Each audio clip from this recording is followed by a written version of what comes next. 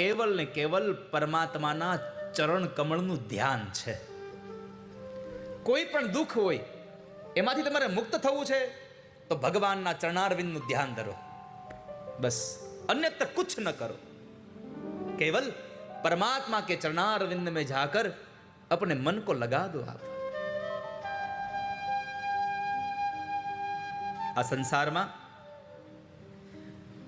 पापी में पापी मानस परमात्मा નું જ્ઞાન શ્રવણ ચિંતન કરે તેને ભવ સાગર માંથી તરવા માટે કોઈ ન રોકી શકે. સ્વયં ભગવાન કૃષ્ણ ગીતાજીમાં બોલ્યા છે, अपि चेदसि पापेभ्य सर्वेभ्य पापकृतं सर्वं ज्ञान प्लवेनेव वृजिनम संतर ऋषसि. શું કહ્યું? ભગવાને કહ્યું છે કે આ દુનિયામાં જેટલા પાપી છે બધાને ભેગા કરો. આ દુનિયામાં કૃષ્ણ ગીતાજીમાં બોલ્યા છે કે अपि चेदसि पापेभ्य सर्वेभ्य पापकृतं. આ દુનિયામાં જેટલા પાપી છે બધાને ભેગા કરો. જોવાલા, આ સંસારમાં કોઈ પાપી નથી એવું તો કેવું જ નહીં. બધાને ખબર છે કે આપણે કોઈકની કોઈક જગ્યાએ પાપ તો કરીએ છીએ. દુનિયાને ન ખબર હોય તો કાંઈ નહીં, પોતાને ખબર છે કે મેં પાપ કર્યું છે. ચાહે તમે હાથથી પાપ કર્યું હોય, ચાહે તમે મનથી પાપ કર્યું, પણ પાપ તો કર્યું છે, એમાં કોઈ સંશય નથી. તો ભગવાને કહ્યું દુનિયામાં જેટલા લોકો પાપી છે બધાને ભેગા કરો અને એમાંથી 3 ને પસંદ કરો. કેટલાને? આખી દુનિયામાંથી 3 ને. આપણે જેમ સ્કૂલમાં 1લો નંબર, 2જો નંબર ને 3જો નંબર ઇનામ આપ, ફર્સ્ટ, સેકન્ડ, થર્ડ, તો એમ 3 ને ભેગા કરો. એમાં એક પાપકૃત, બીજો પાપકૃત્તર અને ત્રીજો પાપકૃત્તમ. પાપકૃત એ 3જા નંબરે છે, પાપકૃત્તર બીજા નંબરે છે અને પાપકૃતમ સૌથી મોટો. સૌથી જો પાપીમાં પાપી કોઈ હોય તો એ કહેવાય કે પાપકૃતમ, સૌથી પાપી છે. અને પછી ભગવાને કહ્યું કે જે સૌથી પાપીમાં પાપી માણસ છે એને એમ કહો કે મારી જ્ઞાનની નૌકા ઉપર બેસી જાય, પછી આ સંસાર સાગરને તરવા માટે એને કોણ રોકે છે હું જોઉં છું. પાપીમાં પાપી માણસ ભગવાનના જ્ઞાનની નૌકા ઉપર બેસી જાય તો કોઈ એને ડૂબાડી શકે નહીં. એ ભલી ભાંતિ તરી જશે. નારદજીએ ભક્તિને અહીંયા રાખવા માટે પ્રલોભન આપ્યું છે. તો અહીંયા રે, તું ક્યાંય ન જા, અહીંયા રે. ત્યારે ભક્તિ મહારાણી અહીંયા રે એટલા માટે નારદજી કહ્યું કે ભક્તિ તું ક્યાંય ન જા, પણ હું તને વચન આપું છું કે હું તારા 2 દીકરાને જગાડીશ. અને જો ન જગાડો તો હરિનો દાસય નહીં. તદાહમ ન હરેર્દાસો લોકે ત્વામ ન પ્રવર્તયે. હું સંસારમાં હરિનો દાસ ન કહેવાવ અને એને જગાડ્યા પછી પણ તને જો ઘરે ઘરે ન પહોંચાડું મને કહેજે ગે હે જને જને. એક એક ઘર સુધી, એક એક માણસ સુધી હું તને પહોંચાડીશ, પણ તું ન જા.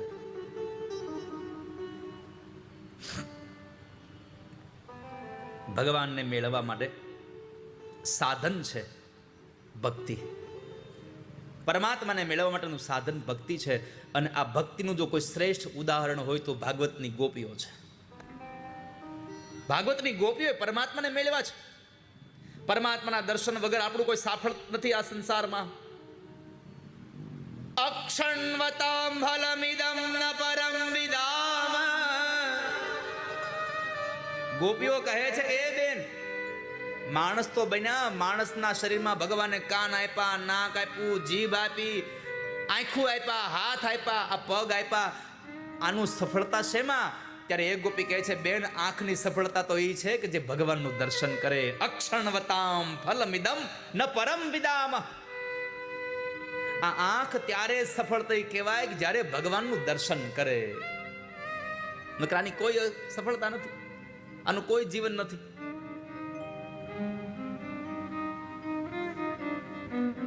પરમાત્માને જો મેળવવા હોય તો એકમાત્ર સાધન છે ભક્તિ.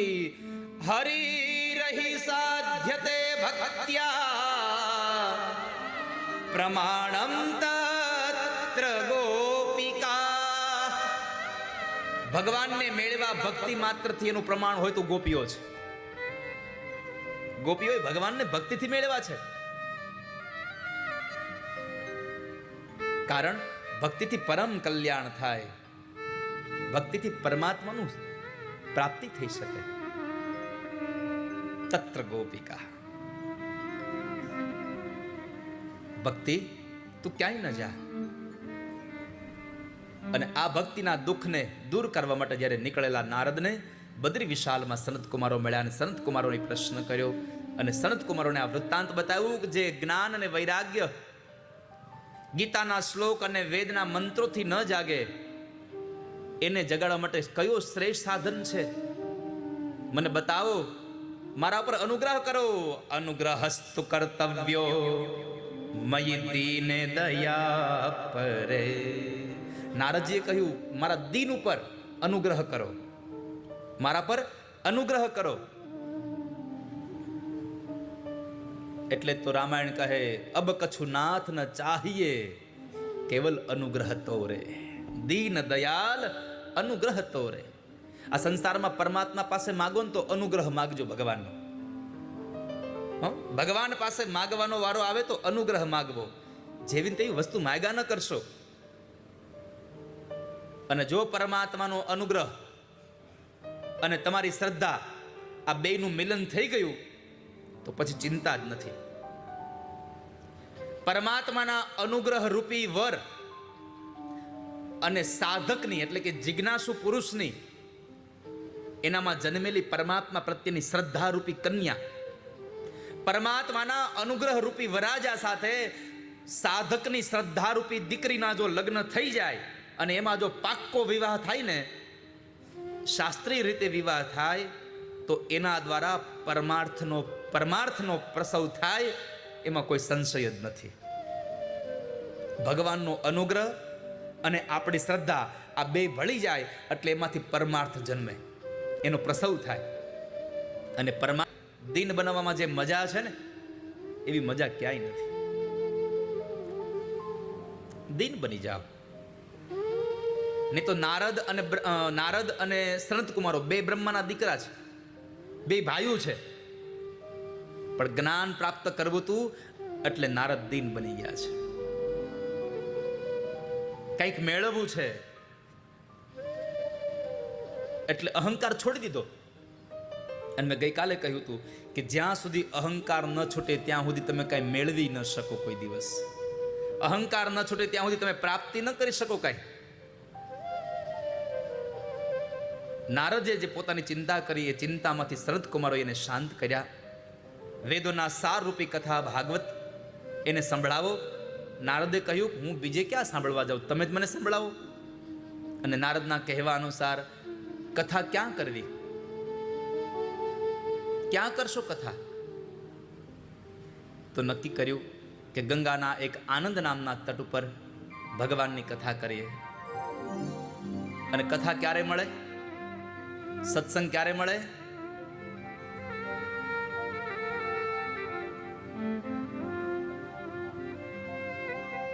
સત્સંગ ક્યારે મળે તમને?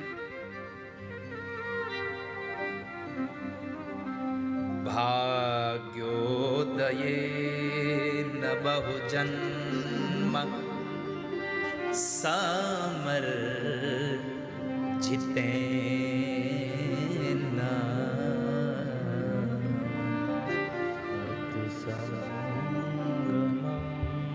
ચલવતે પુરુષો ભાગ્યોદયેન બહુ જન્મ સમર્જિતેન. સત્સંગ ભાગ્યમાં હોય તો મળે, પુરુષાર્થથી ન મળે.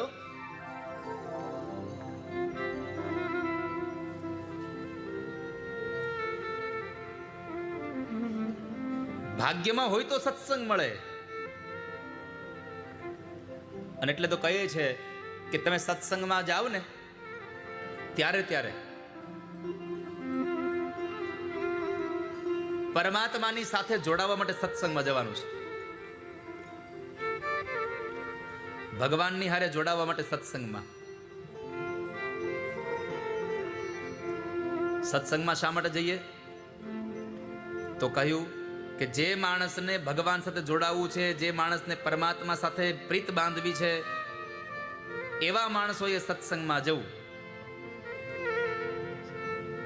સત્સંગમાં તમે જાઓ ને એટલે એમાં જરૂરી નથી કે તમને વૈરાગ લાગી જાય.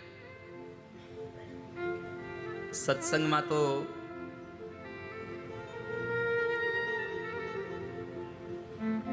અનેક જન્મની કમાણી હોય તો જઈ શકાય. જે માણસ સત્સંગમાં ન ગયો હોય એ માણસનું જીવન આ સંસારમાં કાંઈ કામ નથી. જન્માંતરે ભવે પુણ્યમ તદા ભાગવતમ લભે. જન્માંતરે ભવે પુણ્યમ.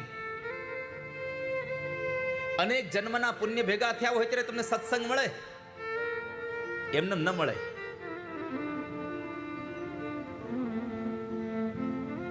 આ જન્મ માત્રમપી ન શઠે ન કિંચિત ચેતમ વિધાય શુકશાસ્ત્ર કથાન પીતા ચાંડાલવત ચખરવત વતતે નીતમ મિથ્યા સ્વજન્મ જનની જનિ દુઃખ ભાજા. મિથ્યા સ્વજન્મ જનની જનિ દુઃખ ભાજા.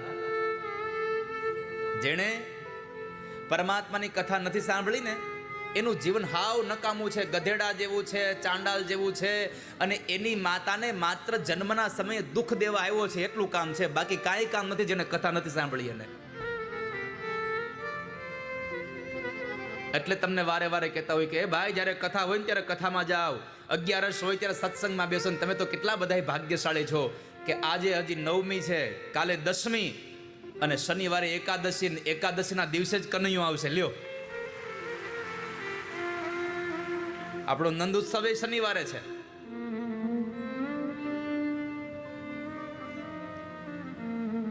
અને આ તો અત્યારે ફાગણ મહિનાની એટલે પાપ.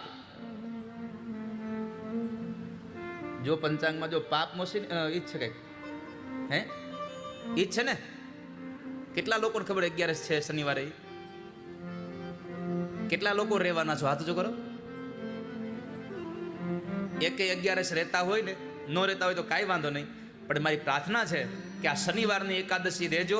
એ દિવસે ભગવાનના પ્રાગટ્યની કથા સાંભળજો. તમારા જન્મથી લઈને અત્યાર સુધીના બધા પાપમાંથી મુક્ત કરી દેશે મારો ઠાકોરજી.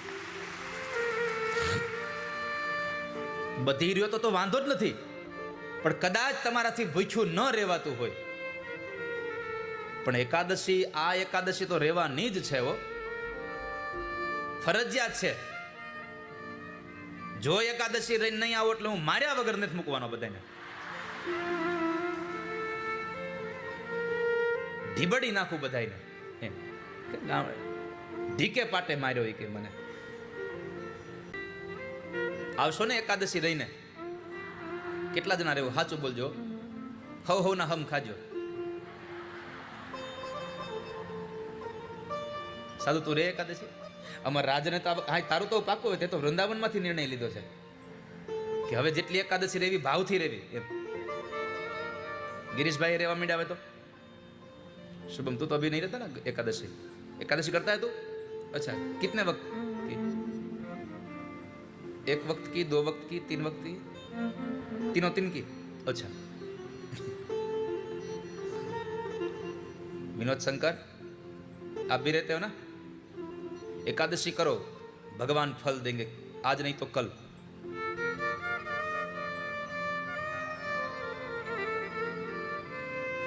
તમે જ્યારે જ્યારે પણ આપણા આજુબાજુમાં, મેં તો કેટલી વખત કથામાં કહ્યું છે કે તમારી હરિદ્વાર જવાની, જગન્નાથપુરી જવાની, વૃંદાવન જવાની તમારી ટિકિટ આવી ગઈ હોય અને પછી તમને ખબર પડે કે મારા અહીંયા ઘરથી 2 કિલોમીટર આગી એક કથા બેહવાની છે, તો વૃંદાવન જવાનું બંધ રાખજો ને કથામાં જવાનું નક્કી કરજો.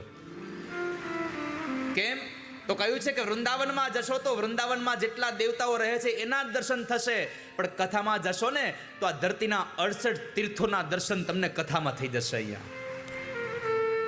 માટે તીર્થોમાં જવા સમયે પણ જો કથા મળતી હોય તો કથાનું પ્રાધાન્ય આપવું, તીર્થને નહીં. અને એમાં જો તીર્થમાં કથા મળે તો એનાથી વિશેષ હોય શું? કોને ખબર છે? હાથ જો કરો, જેટલાને ખબર છે કરો હાથ જો. આવતી નવરાત્રી ક્યાં છે કથા? વૈષ્ણોદેવીમાં. ક્યાં છે?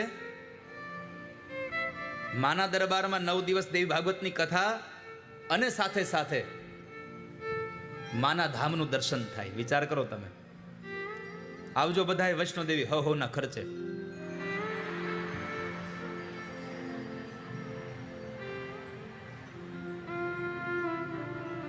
તો જ્યારે જ્યારે પણ સત્સંગ થતો હોય વાળા, ત્યાં જાજો તમે અને પછી ભગવાનની હારે નાચજો, કૂદજો તમે. હારે તંગમાં ખેલો સાવરિયાના સંગમાં,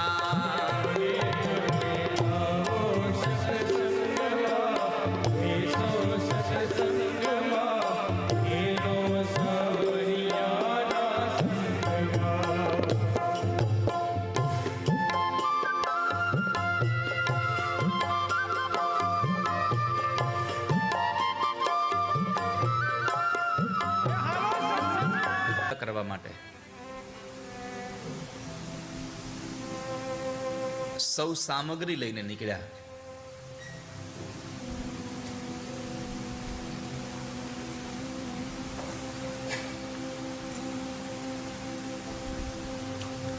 ભગવાન ગિરિરાજ સુધી સૌ પહોંચ્યા.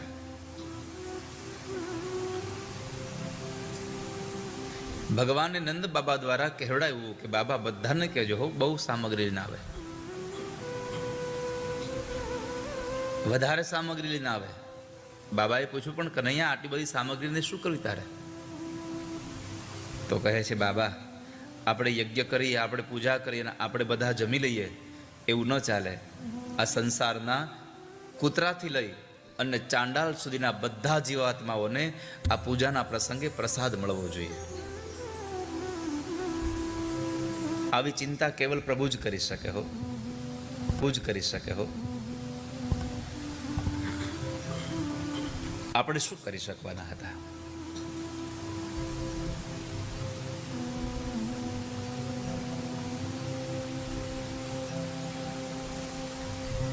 બધા સૌ લોકો ખૂબ સામગ્રી લઈને ગયા. માર્ગની અંદર ગોવાળિયાઓએ પ્રશ્ન કર્યો ભગવાનને કે હે લાલા, તું આ બધું આ પ્રસાદ આટલો બધો લેવડાવ્યો છે, તે આપણે પર્વતને આ પ્રસાદ ધરીશું તો શું પર્વત પ્રસાદ ખાશે? ભગવાને કીધું કેમ ન ખાય? આપણો ભાવ હોય તો બધું જમે.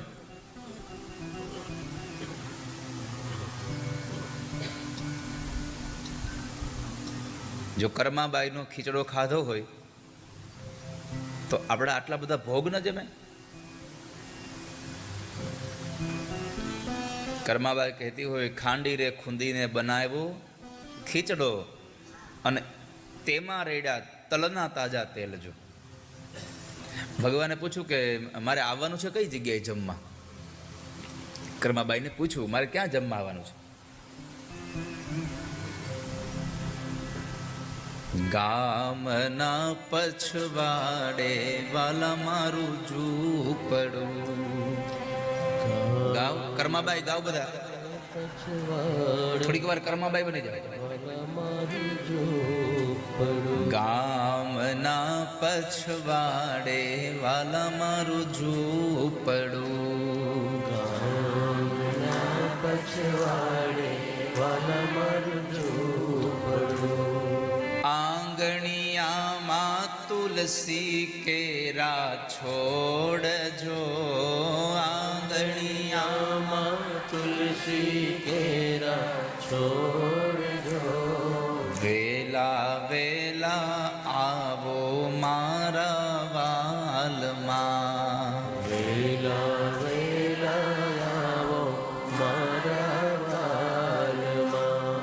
વેલા વેલા આવો મારા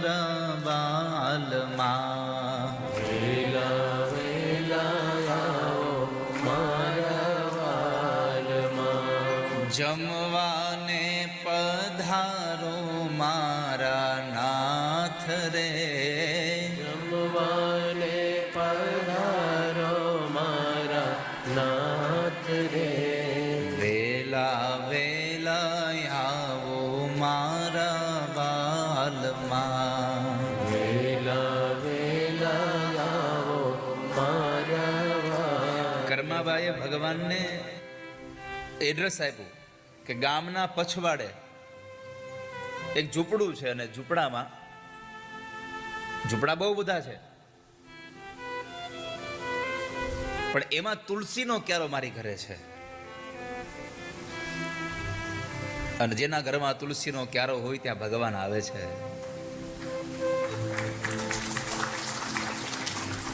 જેને આંગણીએ તુલસીનો ક્યારો, ત્યાં વસે મારો નંદનો દુલારો.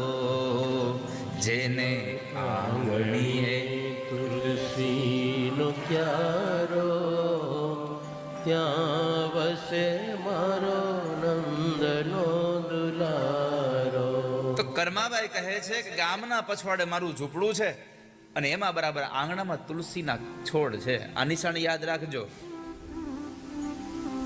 એટલી નિશાની પ્રભુજી આવજો, એટલી નિશાની પ્રભુજી આવજો. ભૂલે ચૂકે ન જાજો બીજા ઘેર જો, ભૂલે ચૂકે ન જાજો બીજા ઘેર જો. વેલા વેલા આવો મારા વાલમાં, વેલા વેલા આવો મારા વાલમાં. અમે ખાંડીને સરસ મજાનો ખીચડો બનાવ્યો છે, તળના તેલ નાખ્યા છે, માટે તમે જમવા આવજો. અને પછી જે ભગવાનના ભક્તો ભગવાનને પ્રાર્થના કરે, ભગવાન કહે છે કે ભાવથી જમાડો તો કૃષ્ણ જમે. કેવો ભાવ કરવો જોઈએ? ભગવાનને કીધું મીઠો રે લાગે તો મોહન માગજો, મીઠો રે લાગે તો મોહન માગજો. શરમાતા નહીં જોજો મારા નાથ રે, શરમાતા નહીં જોજો મારા નાથ રે.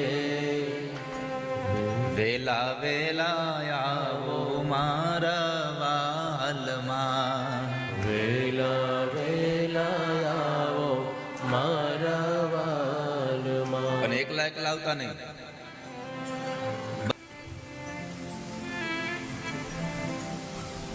ભક્ત રે મંડળને સાથે લાવજો, ભક્તો રે મંડળને સાથે લાવજો. ભગવાને પૂછ્યું એ બધાને તમારી ઘરે લઈ આવીને હું શું કરું? તો ભગવાનના ભક્તો ભગવાનને કહે છે કે બધાને લઈને મારા ઘરે આવજો. શું કામે?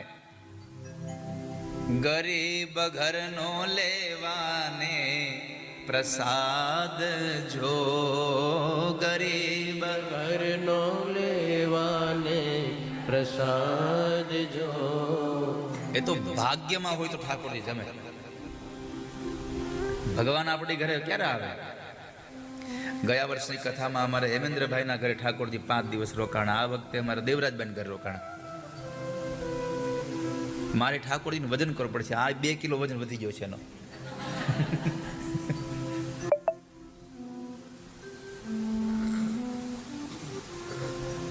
કેટલાય જન્મના પુણ્ય હોય ત્યારે ઠાકોરજી આપણા ઘરે પધારે. વાલા ભક્તજનો,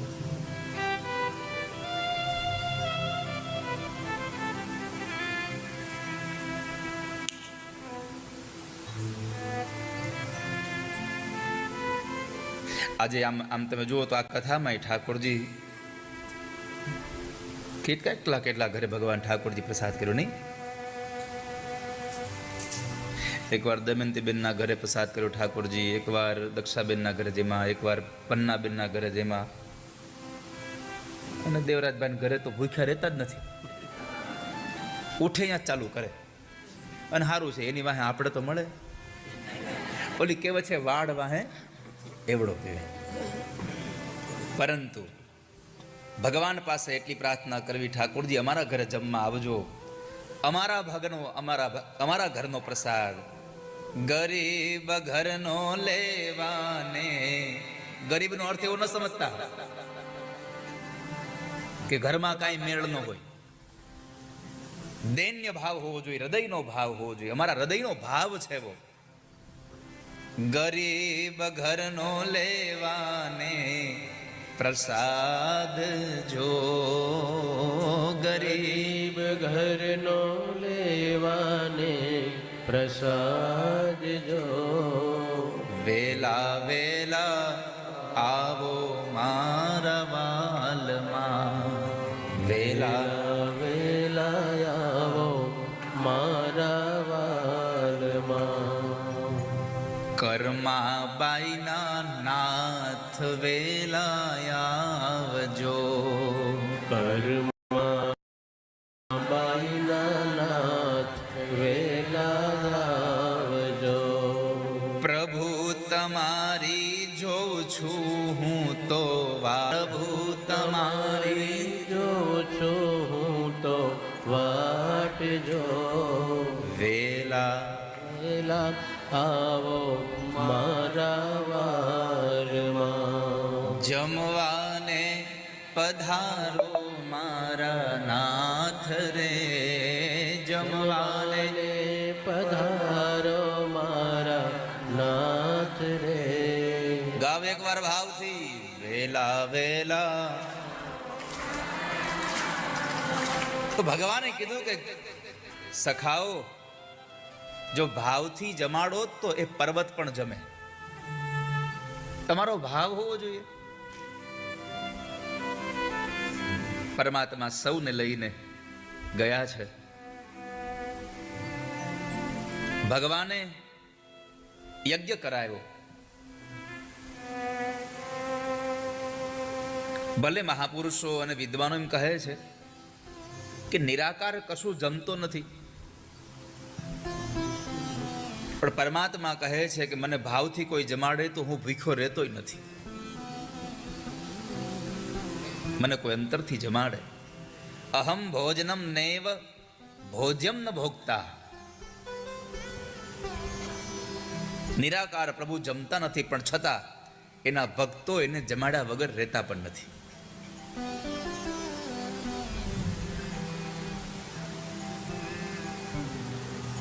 અને ભાવથી જમાડો ને તો ઠાકોરજી જમી જાય. એકવાર એક ભક્ત ભગવાનને રોજ થાળ ધરે, એમાં બરાબર એને 12 ગામ જવાનું થયું. એના છોકરાને કીધું, 10-12 વર્ષના છોકરાને, કે બેટા એક કામ કરજે, આ થળ તને દઈને જાઉં છું, તું બપોરે ભગવાનને જમાડી દેજે હો. ભલે વાંધો નહીં. મા બાપ બેવ ગામત્રે ગયા, સાંજે પાછા આવી જવાના હતા. પણ બપોરનો થાળ બનાવીને એ પતિ પત્ની બંને પોતાના છોકરાને જવાબદારી દઈને જાય છે. પહેલી વાત તો મારે તમને એ કહેવી છે આ ઉપરથી, કે તમે ગમે ત્યાં જાઓ પણ તમારા ઘરના ભગવાન જે મંદિરમાં બિરાજે છે એ ભૂખ્યા રહેવા જોઈએ નહીં ક્યારેય. ઠાકોરજી ભૂખ્યા ન રહેવા જોઈએ. એવું નથી કહેતા ભગવાન કે તમે મારા માટે બીજું કંઈક સારામાં સારું બનાવતા જાઓ. તમે જે જમવાના છો એ જ ઠાકોરજીને આપો, પણ પ્રભુને જમાડ્યા વગર તમે ઘરમાં જમશો નહીં ક્યારે. પરમાત્માને બધું નહીં તો તમે જેવું આપશો એવું તમને મળશે. હા, સીધી વાત છે.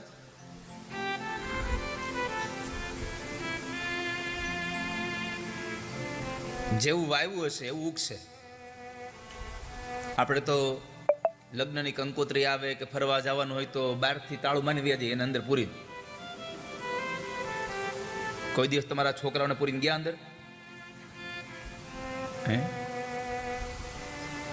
એકવાર એક પરિવારને આમંત્રણ આવ્યું કે અમારા ઘરે લગ્નમાં આવજો. હવે એના ઘરમાં ભગવાન ઠાકોરજી બિરાજે.